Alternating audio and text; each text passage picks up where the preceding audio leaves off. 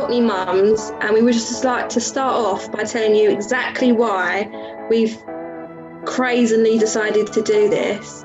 We've actually decided to do this just to help other mums that have been in our situation and put a little bit of a light-hearted spin on it. It's not all doom and gloom. We're on the way out. It's not going to be forever, but it has been bloody hard. We're just trying to get a load of mums together, have a little chat.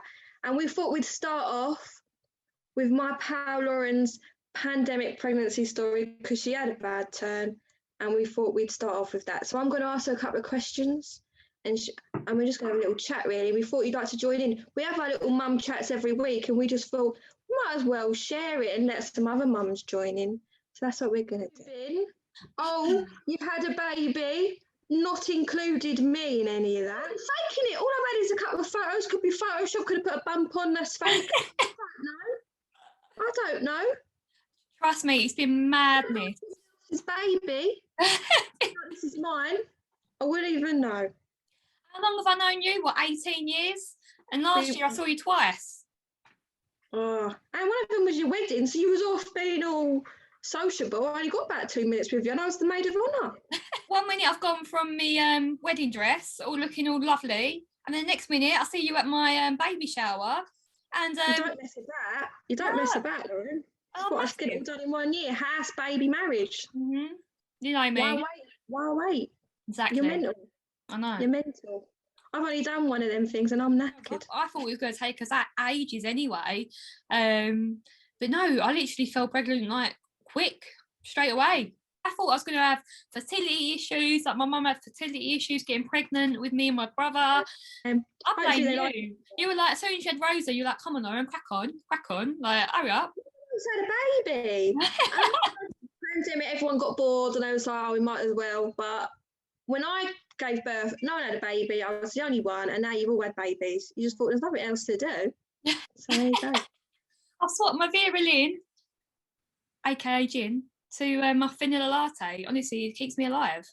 Right, so let's think. This is the 31st of March 2020, and we've been in lockdown for what, a week? I think Boris shut us down, didn't he? UK pandemic, national global pandemic. It's like zombie Shaun of the Dead apocalypse going on. In the office, on my own, Billy no mates, like my friend wasn't in that day, and I've eaten my lunch. And then I just get like ravenously hungry. I'm like, where's the food at? Just had me lunch. I'm starving. I was like, have I got worms? What's going on? Like, where? Like, so I was like trying to like raid my mate's drawers. She locked her drawers because she knows what I'm like. And I was just like, I'm starving. And then my boobs hurt, and my boobs never hurt because I haven't got any boobs as it is. So I'm like, something's going on, right? So me being me, I'm prepared for every eventuality. Girl guide and all that. I've seen your handbag. You see my handbag, my Mary Poppins bag. I have everything. Yeah. Anyway, so I go home. I've got a go home. I try and get home. I have to leave work. I don't know, like, and I've got this like emergency just in case pregnancy kit.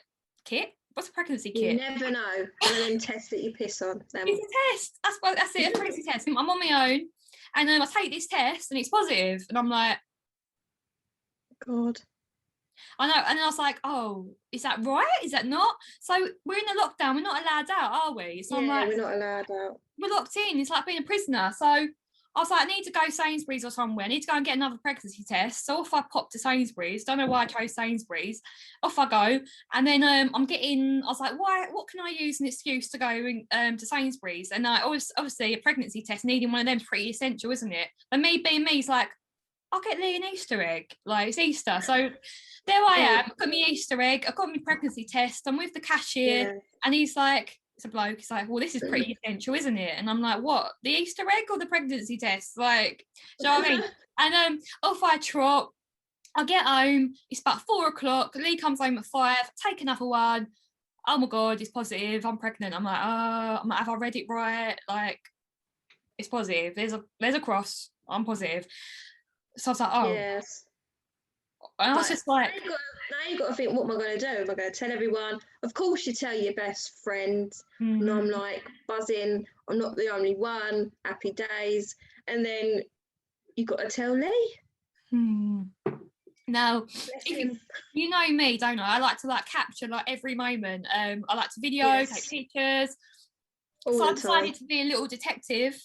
And this was before I started blogging and stuff like that. And there's like a little video of me right here, basically telling the world, or telling my phone that I'm pregnant. This is before Lee comes home. So look, have a look at this.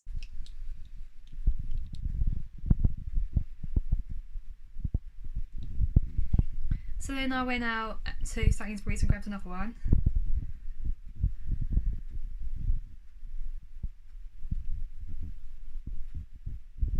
So yeah. Wow. Yeah. Hasn't sunk in yet. All right, and then so Lee comes home and I'm like in the bedroom and I set up the phone by the window. It's all on record and he's gone like, darling, I'm home. And yeah, have a look at his reaction.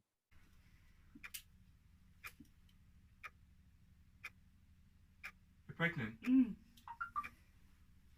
How? His reaction was one of the best reactions. He looked like he thought you was doing an April Fool's on him.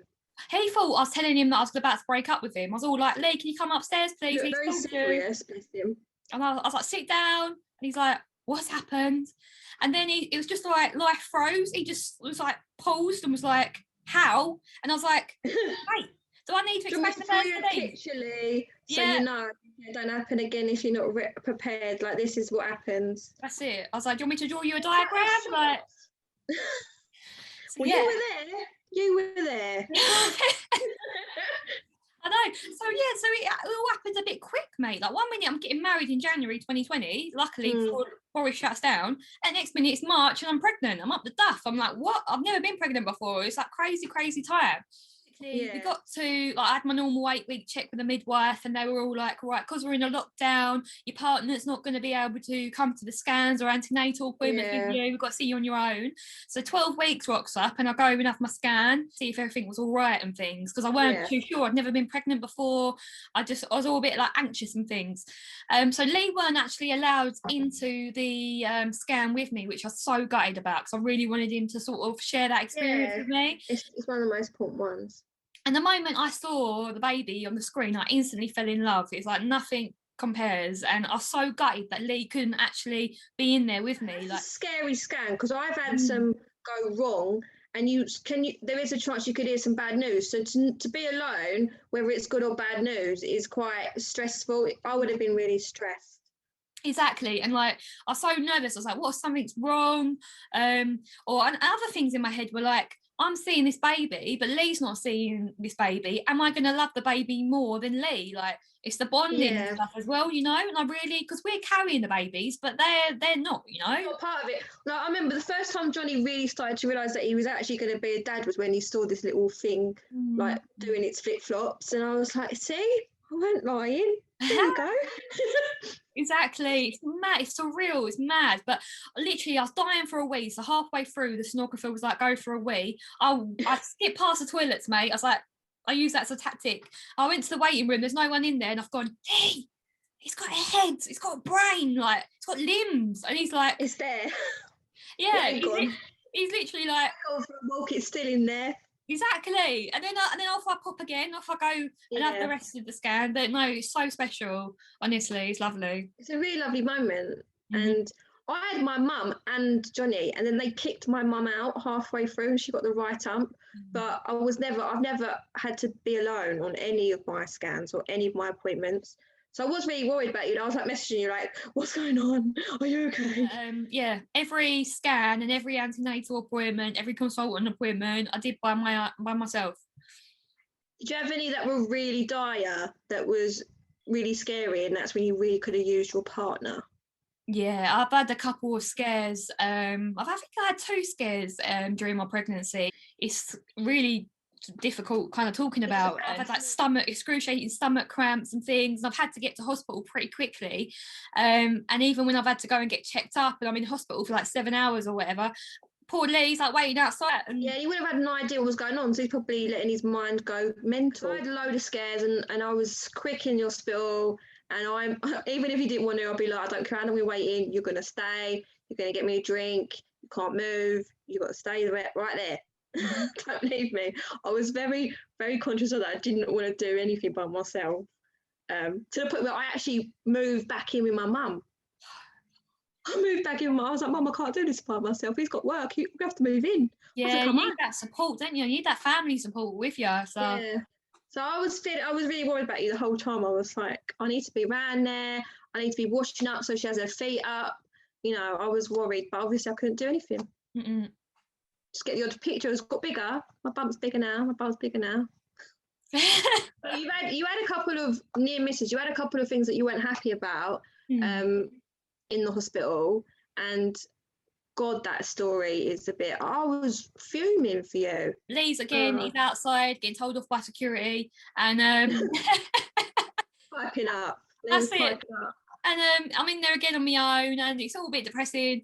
But basically, I needed urgent scans. They didn't check the baby for like 7 hours, and I was like freaking out, mate, and ended up in a mattress on the floor. Yeah, I mean, I can show you. You end up on the floor when you were so far gone. I can't even get off the bed when I'm that far gone. They had to heave me up with a crane. I had to get a crane, mate. Like literally, to heave me up. Obviously, you didn't have me there to support you and like tell you this is okay. Sometimes the poo's green, that's fine. So, how did you cope? Because it is hard. It's a massive change. Oh my God. I mean, how did I cope? I mean, flipping heck. Like, I don't actually know what I did. I mean, I think I noticed myself dipping like the early stages of pregnancy and stuff. And like I've had depression in the past and anxiety and things. And I think my midwife must have planted the seed. She was all a bit like, how's your mental health, like in the first appointment? And I was just like, I'm really like an open book. I was like, oh, I'm all right and stuff, and crack on, get on with it, blah, blah, blah. But then like a few weeks later, I noticed myself dip and I weren't buzzing. I don't know what it was. Was it hormones? Was my mental health deteriorating? But basically... Hormones and then the stress of everything going on. Yeah. You're kind of like, is it okay? Is it going to get better? Or do I need to talk to someone? 100%. I mean, let's think. We're in a national bloody Shaun of the Dead apocalypse thing happening here. We're like pregnant for the first time. We're like, what the F? Lee's lost his job. I can't see my mates. I can't have a cuddle from my mum. I'm like, what the hell's going on? And I'd started feeling a bit numb in myself, like a bloody robot, mate, like Robocop over here. Like, started feeling numb, and I was like, I'm not feeling buzzing from my 12-week scan. I was really scared that I weren't going to love my baby. It sounds bloody brutal and weird to sort of say out loud, but I noticed myself dipping like that. I was like, what if she comes out and I'm like what is that? 100%. I was a bit like, I'm a bit worried I'm going to end up with postnatal depression, like, and stuff like that, or anxiety. But actually, what people don't talk about is like antenatal depression and anxiety and things like that. And I wanted to try and get a GP appointment. I couldn't. That's a whole nother shebang. So I rang them up, spoke to my GP, and they were basically like, right, we can put you on a low dose antidepressant. And I was like, oh, right, am I popping happy pills kind of thing? But no, I realised, I looked at the science behind it and all that, and I was like, I need to work on myself now and nip this in the bud so that I can be fully focused and present and enjoy my pregnancy, because that was really important to me. I didn't want to like not enjoy it as much as you can, even though you're being sick and all that. I wanted to like look forward to it. So and I started talking to people like you and Lee and stuff, and I started exercising, and it really helped me. That's really good. I think talking is one of the main things you should do. Mm-hmm. I had postnatal depression, and the first thing that I did was let my pride get in the way, and I was like, I don't want people to think I'm not coping. I don't want people to think I ain't got a clue what I'm doing. So I just like covered it up, and that made it get worse. So you literally spoke to me within days and weeks of you thinking, I don't feel right, and it really, really showed that it made a massive difference. 100%. I think it's like knowing yourself and just taking that moment to check in with yourself and be like, am I okay? And actually, if you're not okay, that's okay not to be okay. So feel that, and like, what can you do about it? Like, what's the options available? Because you don't have to live like that. You can get help. And I think that's really, really important, because life's too short. We need to be present and enjoy it.